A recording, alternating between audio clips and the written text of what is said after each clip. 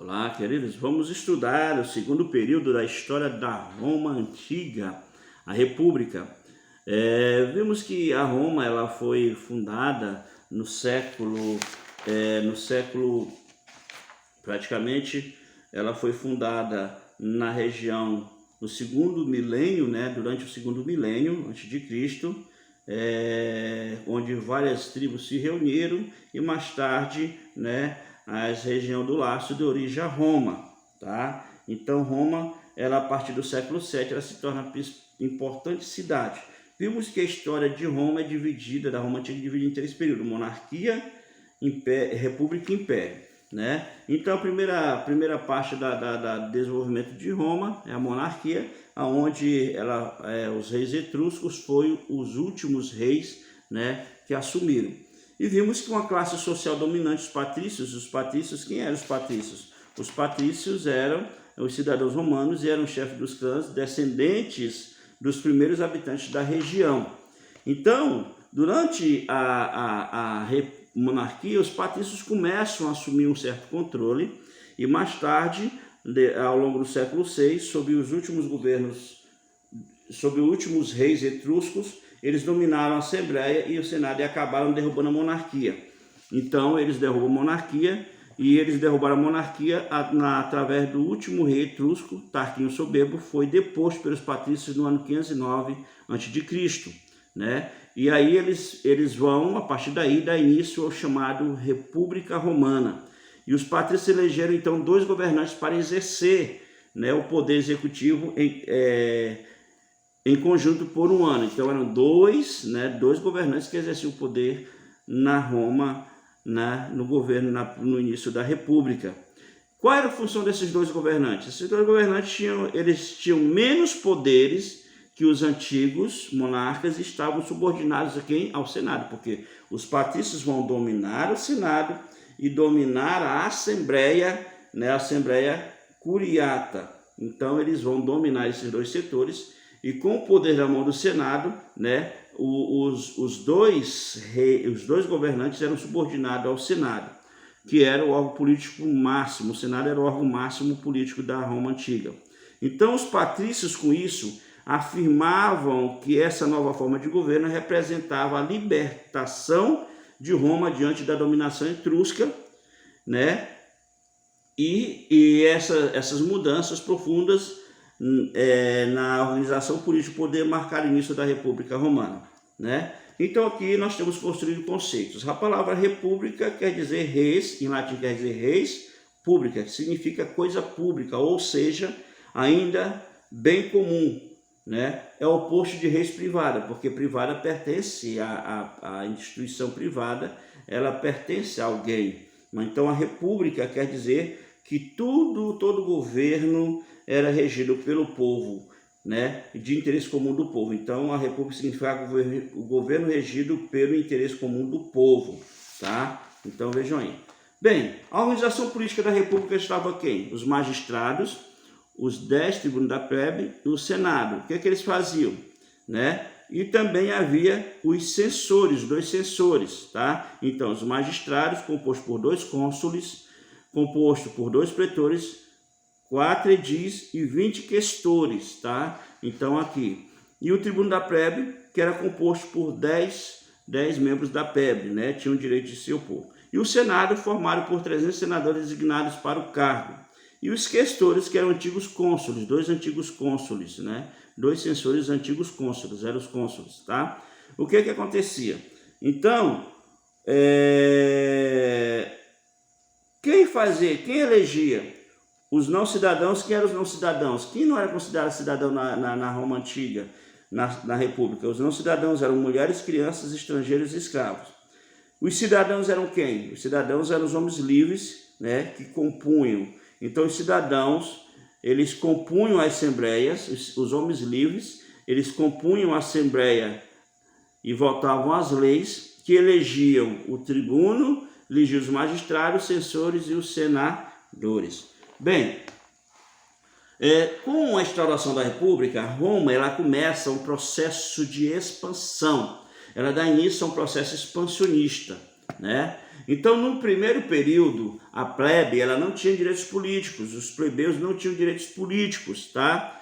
Então, desde a fundação de Roma, os plebeus representavam a grande parcela da população, da sociedade, mas não tinham direitos de participação política, né? Havia, mesmo havendo poucos artesãos e comerciantes que conseguiam enriquecer, eles continuavam sem direitos. Então, quem era essa plebe? Eram comerciantes, eram artesãos, né? Pessoas que viviam no comércio, que não tinham direito à participação política, por mais que eles fossem homens ricos, tá? Durante as guerras, o que acontecia? Esses plebeus, a plebe, membros da plebe, eram convidados, eram convocados para as guerras, muitos deles eram camponeses, tá? Então, eles eram obrigados a abandonar suas propriedades para defender a cidade, né? Roma. E isso ocorreu durante várias vezes na República. O resultado dessa desorganização levou a muitos plebeus a se endividarem, porque não podiam desenvolver a produção agrícola e levando eles ao endividamento, né? Ao endividamento. E eles não, muitos deles não conseguiam pagar suas dívidas, seus impostos, e eles eram obrigados a contrair empréstimos. E aqueles que não conseguiam contrair empréstimos, eles eram escravizados, né? Então, se não conseguisse pagar os empréstimos que haviam feito, para pagar seus empréstimos, eles eram escravizados. De que forma? Na antiguidade havia um sistema de escravidão chamado escravo por dívida. E aquela pessoa ia ser escravo daquela pessoa que ele devia até pagar a dívida, entendeu? Escravo por dívida. Então, muitos passavam a ser escravos e perdiam privilégios políticos, tá? E isso era frequente. Então, essa situação motivou diversas revoltas dos plebeus contra os patrícios diante dessa situação. E em 494, eles foram convocados para participar de uma campanha militar e eles se retiraram da guerra, né? E foram para o Monte Sagrado, próximo à cidade, e ameaçaram não ir à guerra caso suas exigências não fossem atendidas, né? Então, pressionados e precisando do apoio dos plebeus, o que os patrícios vão fazer? Os patrícios vão ceder e foram obrigados a criar o cargo de tribuno da plebe. Agora a plebe tinha dois representantes que representavam eles lá em cima, né, nos órgãos públicos. Então agora eles tinham direito a participação e voz dentro, né, da função organizacional dos órgãos da República. Então eles faziam parte de uma assembleia, juntamente com os magistrados, os senadores e os censores, tá?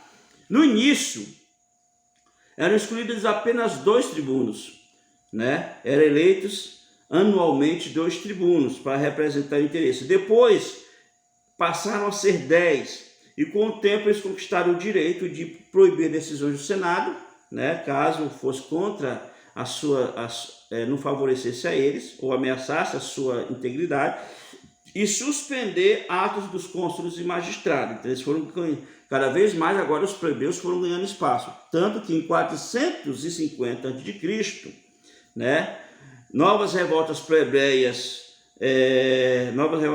conseguiram formular leis escritas. Então, até então as leis eram orais, passado oralmente de tradição, quer dizer, não havia lei escrita em Roma. E em 450 os plebeus conseguiram que as leis romanas passassem a ser escritas, né? E essas leis oral elas eram falhas porque muitos patrícios aplicavam a sua lei ao seu bel prazer. Agora as leis foram escritas, tá? E dessa forma, né, a partir de agora, e através dessas leis escritas foi o que? Foi elaborado o Código de Leis, que ficou conhecido como Lei das 12 Tábuas. Por quê? Porque as leis foram gravadas em 12 tábuas de bronze, né? E essas leis alterou a situação, né, da sociedade. Agora as leis estavam escritas, não era mais falada. Então as leis faladas os governantes faziam a seu bel prazer, né? Os patrícios resolviam adequar a lei segundo o que eles achavam que era favorável a eles. Agora não. Essas leis escritas, né, nessas 12 tábuas de bronze, né, alterou a situação, essa situação. e esse código foi conhecido como Lei de 12 Tábuas, e continha regras dos antigos costumes e outros que beneficiavam os plebeus, tá? A plebe foi conquistando novos direitos com a abolição da escravidão por dívida, e em 445 a.C., por exemplo, eles conseguiram, né, estabelecer a lei Canuleia. O que essa lei fazia? Ela permitia agora o casamento entre patrícios e plebeus, só que essa possibilidade acabava valendo somente para aqueles plebeus que eram enriquecidos, haviam enriquecidos, tá? E ao longo do tempo houve elaboração de várias leis, né? E essa elaboração dessas várias leis deu origem a 3 áreas distintas. Essa elaboração dessas leis escritas deu origem a 3 áreas distintas: o direito público, referente à relação entre cidadãos e Estado; o direito privado, relativo aos interesses particulares; e o direito internacional, que regula as relações entre os povos ligados ao Império Romano, né? E boa parte dessas leis, né, hoje elas estão inseridas nos cursos de direito. Eu falei para vocês que as guerras, a partir da República, Roma passa a um processo de expansionismo. Vocês viram a necessidade dos plebeus participarem nesse processo de expansão. Então, as disputas de Roma com os povos vizinhos, pouco a pouco produziram vitórias e conquistas. E Roma foi ampliando seus territórios, né? E que começou no século V. Os romanos expandiram seus domínios por toda a Península Itálica, eles dominam toda a Península Itálica e outras regiões, né? No processo de expansão, eles vão se deparar com uma força militar poderosa e uma concorrente econômica muito forte, que era a cidade de origem fenícia, Cartago, né? Cartago era uma grande ameaça e passou a ser um forte inimigo deles nesse processo de expansão. Tanto que eles vão entrar em guerra com Cartago. Porque Cartago tinha um porto com capacidade para abrigar 200 navios de guerra. Era localizado a norte do continente africano e tinha mais de 300 mil habitantes, né? E possuía muitas colônias na região do Mediterrâneo. Então era um território muito importante para dar continuidade à expansão ali pela costa africana dos romanos. E durante muitos anos, né, de 264 a.C. até 146, foram muitos anos, né, mais de 100 anos, houve essa guerra entre cartagineses e romanos na disputa pela hegemonia do Mediterrâneo, nas chamadas Guerras Púnicas, e que vai ocasionar a derrota de Cartago definitiva em 146 a.C. Aí Roma domina todos os territórios cartagineses, né? E nos séculos seguintes, os romanos prosseguiram seu expansionismo e conquistaram a Macedônia, a Síria, a Grécia e o Egito, dando início a um grande império, né, que nós vamos ver. Então, o poderio militar, como era isso? A organização militar foi um importante fator de expansão territorial. Existia uma organização muito boa. Existiam as centúrias, né, que eram formadas por 100, as legiões, que eram formadas por milhares de centúrias, né, e havia aquele maior general. Então, aqui nós estamos vendo aí na página, vocês vão ver aí a ilustração de um forte. Consequência das conquistas, né? O expansionismo romano teve profundos efeitos sobre a sociedade. Entre eles, destacam-se o envio de riquezas das áreas conquistadas para Roma, o aumento do número de escravos, que passaram a ser base da mão de obra romana, a formação de latifúndios dominados pela aristocracia patrícia, a emergência e o protagonismo dos poderosos chefes militares, porque os chefes militares passam a ter poder e passam a ter grande influência política também, né? Como nós vamos ver na próxima aula, né? O aparecimento de grupos sociais ligados à expansão comercial, como os mercadores, os banqueiros, né? Mercadores e banqueiros, e os dos plebeus da cidade, que vão formar os chamados proletariados. A palavra proletariados em latim quer dizer aquele que tem muitos filhos, diplore, muitos filhos. Então, eles passam a ter muitos filhos, né, para dar conta de manter as coisas. E também favoreceu a ocorrência de guerras civis que se opunham aos diferentes grupos sociais romanos, o fortalecimento dos generais e o enfraquecimento das instituições republicanas. Então veja o que vai levar essas conquistas romanas vai levar ao enfraquecimento da própria república, né?